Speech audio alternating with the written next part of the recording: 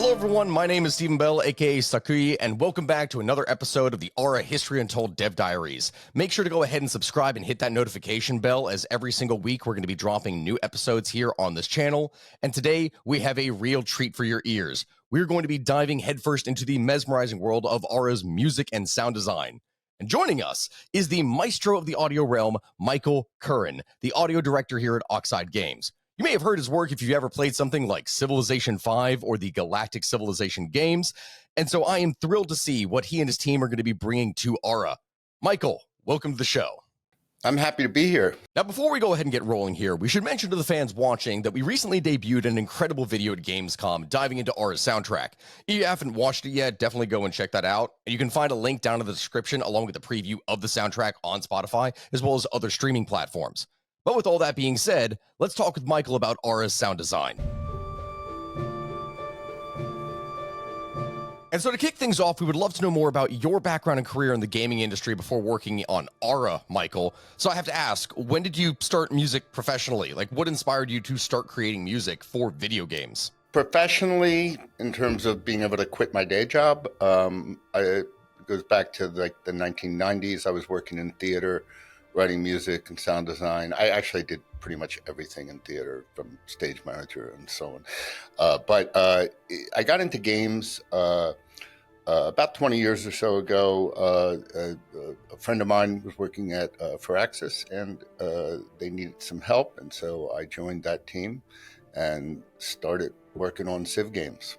Oh, man. I have to ask then, we often talk about teams and some of their favorite games, but as an audio director, what are some of the most memorable or impactful things that you did? Was it Civ 3 or was it one of the other ones you were working on? Civilization V was the big breakthrough game for me. It was the first big title that I was lead on, and responsible for a lot of the music and the sound design as a whole. I have a lot of memories and a lot of hours with Civ 5. I can completely understand that.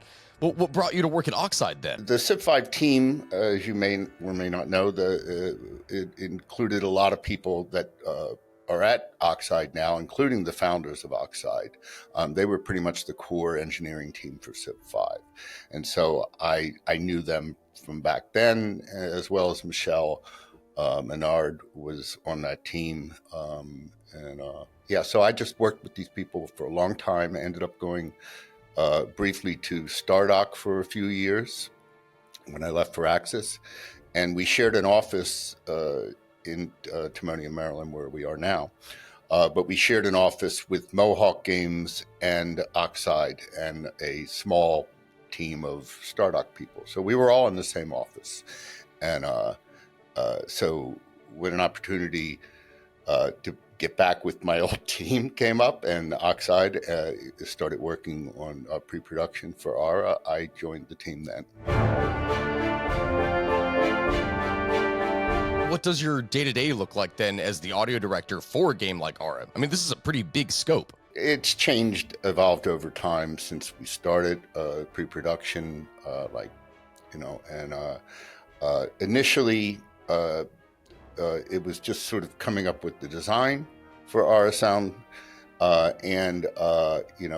we added to the audio team, sort of directing them for the different elements of the audio design, soundtrack, sound effects, ambience was a big part of Aura.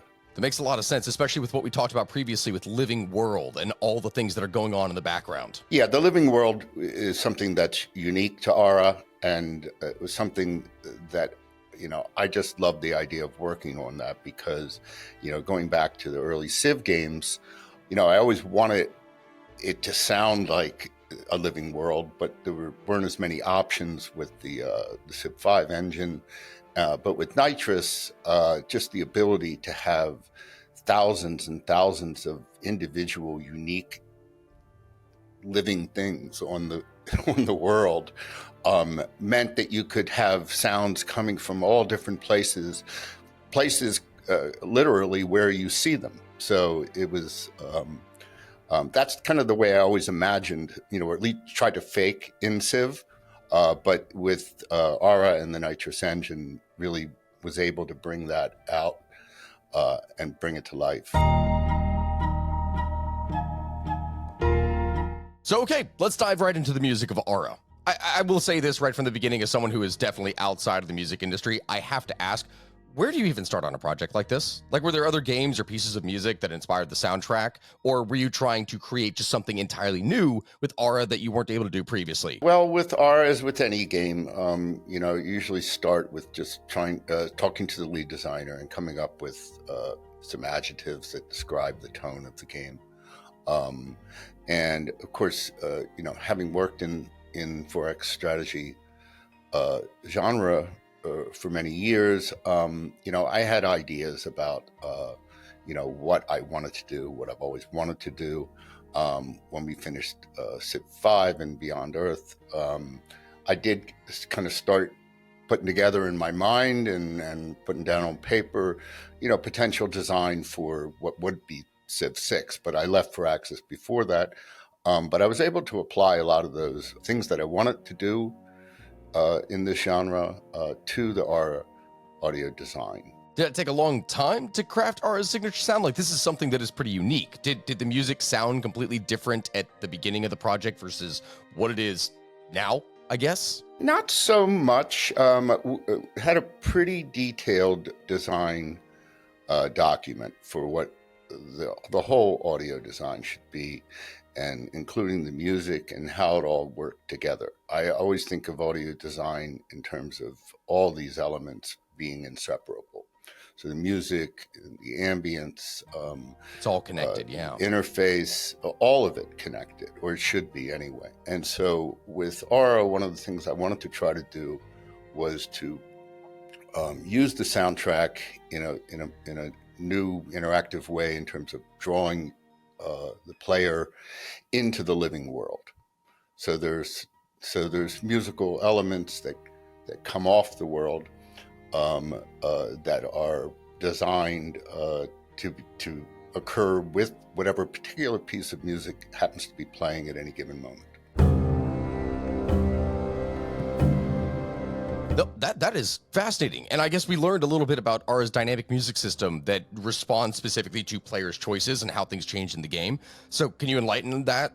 Can you enlighten us on how the game's data drives this music experience, like how it influences gameplay? The music design for Aura, unlike previous games that I'd worked on in the genre, were we wanted them to be supporting the player's experience and not so much about a particular leader or a particular culture. And so we came up with 11 themes that we wanted to evolve over time, from ancient history to future age. We wanted the soundtrack to be completely data-driven.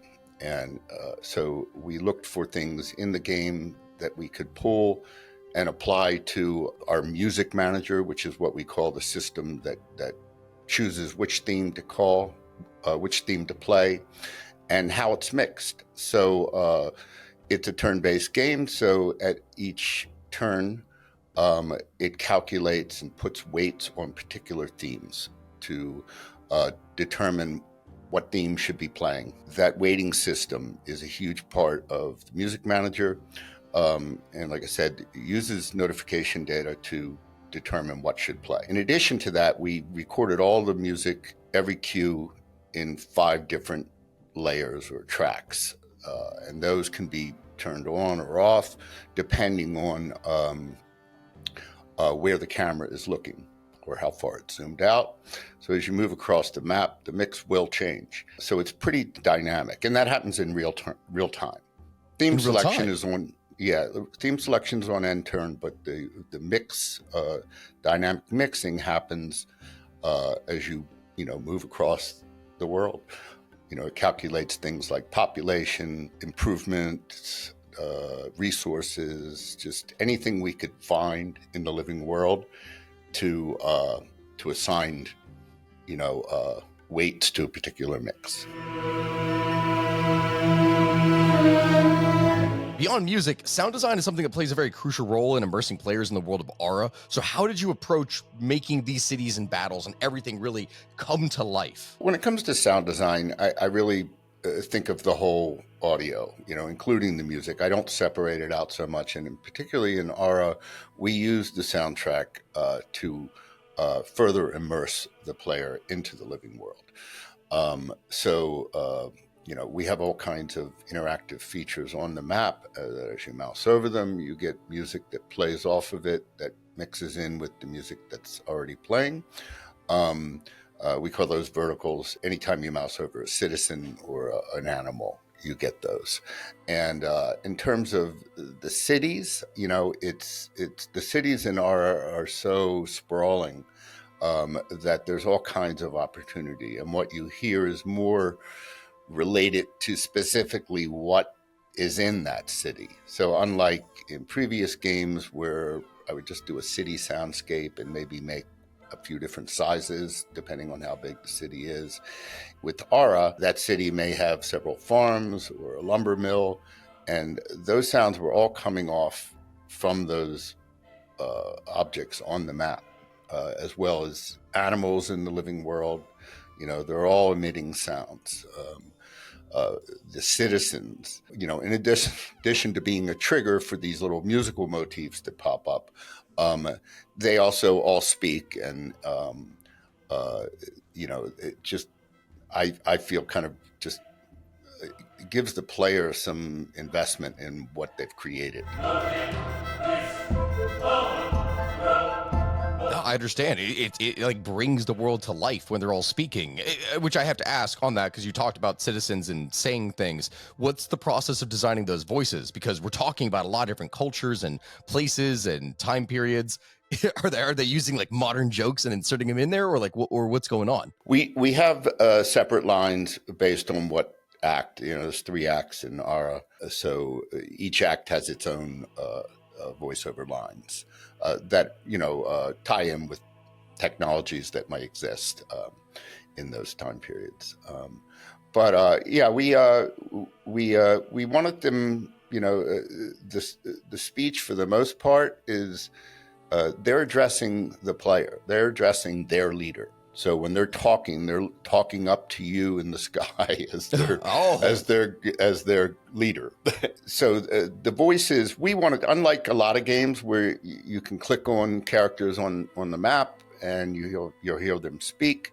To further the immersion, we wanted them to sound like they were coming off the world. So they're projecting their voices to be heard from way above.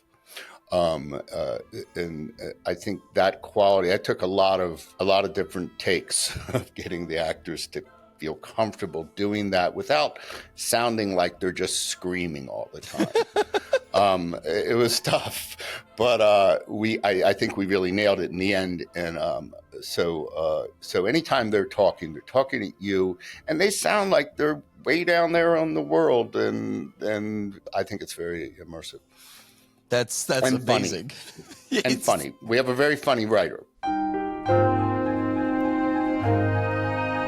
You said there's a lot of different takes. So I'm guessing, am I going to be hearing new audio depending on the nation that I choose or the choices I make? Is it going to be different each time? There's a variety of lines for each particular, I don't want to say character.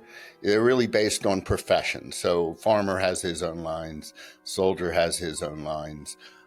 Scientists and merchants and just every kind of profession that exists in the game, which there are many, they all have their own lines. And as I said, as you go through the game and into Act 2 and 3, those lines are different and more appropriate for those time periods. Well, thank you so much, Michael. I'm beyond excited to check out the music and soundscape of Aura, and hopefully the fans are too. Thanks for having me. And thank you to our fans who are watching. There is much more to come, so you can stay up to date with the game by subscribing to our YouTube channel for future Dev Diary episodes. Follow us on these social platforms of your choice, as well as join the Insider program for an opportunity to play the game before launch. And don't forget to wishlist Aura History Untold on Steam.